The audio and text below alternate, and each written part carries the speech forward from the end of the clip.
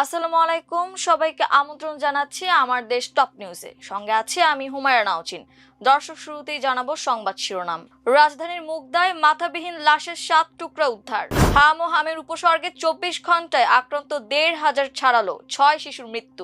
আরো 2 মামলায় আইভির জামিন বহাল, কারামুক্তিতে আইনি বাধা নেই। বাংলাদেশ থেকে 6,000 ড্রাইভার নেবে আরব আমিরাত। শাহজালালে চালু হলো ফ্রি ওয়াইফাই, একসঙ্গে সুবিধা পাবে 37,000 যাত্রী। আমির হামজার বিরুদ্ধে গ্রেফতারি পরোয়ানার বিজ্ঞপ্তি, পত্রিকায় প্রকাশের নির্দেশ আদালতের। 1 জুলাই থেকে নতুন পে স্কেল কার্যকরের নীতিগত সিদ্ধান্ত। দর্শক, শুনছিলেন সংবাদ শিরোনাম, এবারে বিস্তারিত। রাজধানীর মুগদার মান্ডা এলাকা থেকে মাথাবিহীন অজ্ঞাত এক ব্যক্তির লাশের 7 টুকরা উদ্ধার করেছে পুলিশ। পুলিশ বলছে লাশের টুকরাগুলো পলিথিনে মোড়ানো ছিল। মুগদা থানার উপপরিদর্শক মোহাম্মদ আবু রায়হান বলেন, আজ রোববার বিকেলে মান্ডা আব্দুল গনি রোডের শাহনাজ ভিলার সামনের একটি বেসমেন্টের নিচ থেকে মরদেহের 7টি খণ্ডিত অংশ পলিথিনে মোড়ানো অবস্থায় উদ্ধার করা হয়। টুকরাগুলো অর্ধগলিত, তবে মরদেহের মাথা পাওয়া যায়নি। পুলিশ জানায়, স্থানীয় লোকজন দুর্গন্ধ থেকে বিষয়টি টের পান। পরে তারা পুলিশে খবর দেন। এসআই আবু রায়হান বলেন, ধারণা করা হচ্ছে অজ্ঞাত দুষ্কৃতকারীরা ওই ব্যক্তিকে হত্যা করে হাত পা সহ শরীর 7 টুকরা করে সেখানে ফেলে গেছে।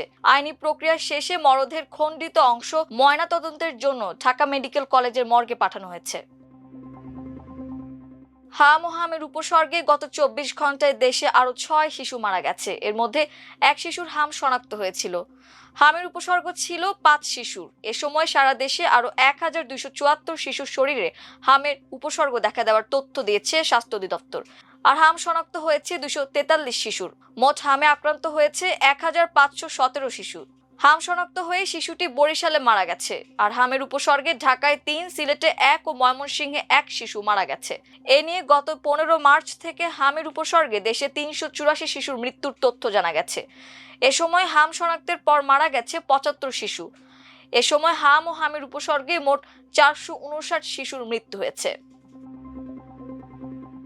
হত্যার অভিযোগে সিদ্ধিরগঞ্জ থানার 2 মামলায় নারায়ণগঞ্জ সিটি কর্পোরেশনের সাবেক মেয়র সেলিনা হায়াৎ আইভীকে হাইকোর্টের দেওয়া জামিন বহাল রয়েছে।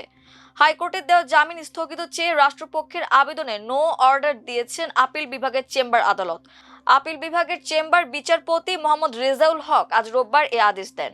ফলে ওই মামলা সহ মোট 12 মামলায় আইভীর জামিন বহাল রয়েছে এবং তার কারামুক্তিতে এখন আইনি কোনো বাধা নেই বলে জানিয়েছেন তার আইনজীবীরা।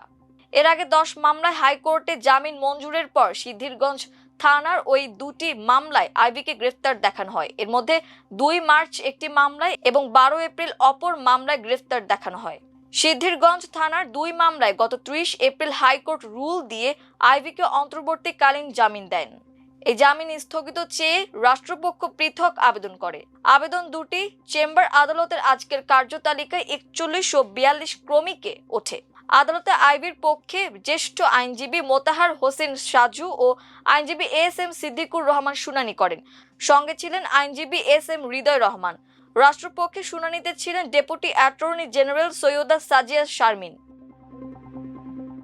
চলতি বছর বাংলাদেশ থেকে 6,000 ড্রাইভার নিয়োগ দিতে আগ্রহ প্রকাশ করেছে সংযুক্ত আরব আমিরাতের দুবাই ভিত্তিক একটি ট্যাক্সি কোম্পানি।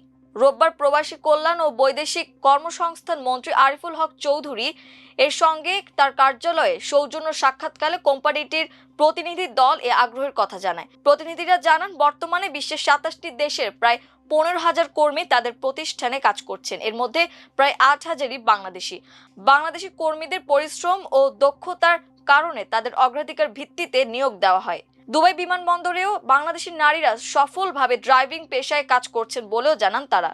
প্রতিনিধি দল আরও জানায়, সোমবার থেকে বাংলাদেশ কোরিয়া কারিগরি প্রশিক্ষণ কেন্দ্রে সাক্ষাৎকারের মাধ্যমে যোগ্য বাংলাদেশি ড্রাইভার বাছাই কার্যক্রম শুরু হবে। এ দফায় নতুন করে আরও 1,500 চালক সহ চলতি বছর মোট 6,000 ড্রাইভার নিয়োগ দিতে চায় প্রতিষ্ঠানটি। হযরত শাহজালাল আন্তর্জাতিক বিমানবন্দরে ফ্রি ওয়াইফাই সেবার উদ্বোধন করা হয়েছে। এর ফলে এখন থেকে একসঙ্গে প্রায় 37,000 যাত্রী বিনামূল্যে উচ্চগতি ইন্টারনেট ব্যবহার করার সুবিধা পাবেন। রোববার দুপুর 2টায় এ কার্যক্রমের আনুষ্ঠানিক উদ্বোধন করেন বেসামরিক বিমান পরিবহন ও পর্যটন মন্ত্রী আফরোজা খানম। তিনি বলেন, বর্তমান গণতান্ত্রিক সরকার দায়িত্ব গ্রহণের পর নির্বাচনী ইশতেহারে ঘোষিত সবার জন্য দ্রুত ও নির্ভরযোগ্য ইন্টারনেট প্রতিশ্রুতির আলোকে বিমানবন্দরের সাধারণ যাত্রীদের জন্য উন্নত মানের ডিজিটাল সেবা দিচ্ছে। আশা করছি আমরা থার্ড টার্মিনালও দ্রুত উদ্বোধন করতে সক্ষম হব এবং সেটা হবে আমাদের জন্য গুরুত্বপূর্ণ মাইলফলক। বিমান প্রতিমন্ত্রী এম রশিদুজ্জামান মিল্লাত বলেন, একসঙ্গে 37,000-এর বেশি যাত্রী এই ফ্রি ওয়াইফাই ব্যবহার করতে সক্ষম হবে। এই উদ্যোগের জন্য প্রধানমন্ত্রীর ডাক, টেলিযোগ ও তথ্য প্রযুক্তি বিষয়ক উপদেষ্টাকে ধন্যবাদ জানাই।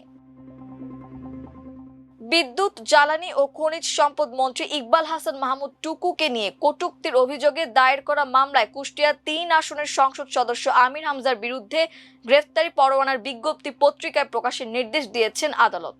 রোববার সিরাজগঞ্জ অতিরিক্ত চিফ জুডিশিয়াল ম্যাজিস্ট্রেট আদালতের বিচারক সুমন কর্মকার এই আদেশ দেন। বিষয়টি নিশ্চিত করেছেন মামলার বাদী ও সিরাজগঞ্জ জেলা আইনজীবী সমিতির সাধারণ সম্পাদক অ্যাডভোকেট হুমায়ুন কবির কর্নেল। মামলার তথ্যে জানা গেছে, বিদ্যুৎ ও জ্বালানি খনিজ সম্পদ মন্ত্রী এবং বিএনপির স্থায়ী কমিটির সদস্য ইকবাল হাসান মাহমুদ টুকুকে নাস্তিক ও ইসলাম বিদ্বেষী বলে মন্তব্য করার অভিযোগে গত 2 এপ্রিল আমির হামজার বিরুদ্ধে মানহানির মামলা দায়ের করেন অ্যাডভোকেট হুমায়ুন কবির কর্নেল।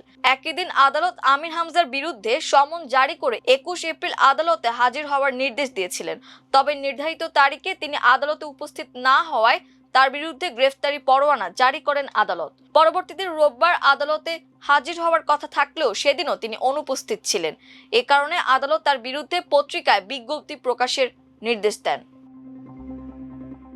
সরকারি চাকরিজীবীদের জন্য বহুল প্রতীক্ষিত নবম জাতীয় বেতন কাঠামো পে স্কেল আগামী 1 জুলাই থেকে কার্যকর করার নীতিগত সিদ্ধান্ত দিয়েছেন প্রধানমন্ত্রী তারেক রহমান। তবে সরকারের ওপর অতিরিক্ত আর্থিক চাপ ও মূল্যস্ফীতির ঝুঁকি বিবেচনায় নিয়ে নতুন এই পে স্কেল একসঙ্গে নয়, 3 ধাপে বাস্তবায়নের পরিকল্পনা নেওয়া হয়েছে। সংশ্লিষ্ট সূত্র জানায়, পুরো পে স্কেল বাস্তবায়নে সরকারের অতিরিক্ত প্রায় 1,06,000 কোটি টাকার প্রয়োজন হবে। এ কারণে প্রথম ধাপে বর্ধিত মূল বেতনের 50% কার্যকর করা হবে। এর জন্য আসন্ন বাজেটে 30,000 কোটি টাকার বেশি বরাদ্দ রাখার প্রস্তুতি এরই মধ্যে সম্পন্ন হয়েছে। দর্শক, এই ছিল আমার দেশ টপ নিউজে। এতক্ষণ আমাদের সঙ্গে থাকার জন্য অসংখ্য ধন্যবাদ। আল্লাহ হাফেজ।